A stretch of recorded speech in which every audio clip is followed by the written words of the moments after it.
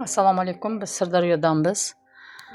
Xo'jayinim 4 oy oldin onkologiya tashxisi qo'yilib, qanaqa kasallik tashxisi chiqqunicha biz Jamolxon gruppasidan mana shu dorini olib ichishni boshladik.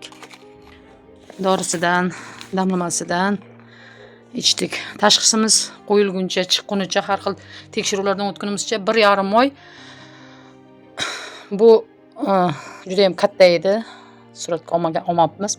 Bu hozir mana yoqda yana bitta bor edi. Bu dorini ichganimizdan keyin bu yumshab, og'riqlar yo'q bo'lib, tashxisi chiqqunicha yumshab, og'riqlar sal kamaydi. Yaqinda bir hafta oldin ximiya oldik.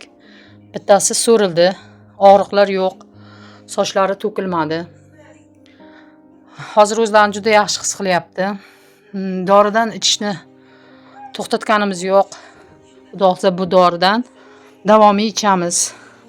Ikkita bezdan bitta bez so'rilib, ikkinchisi juda ham kichkina shaklga kelgan, yumshab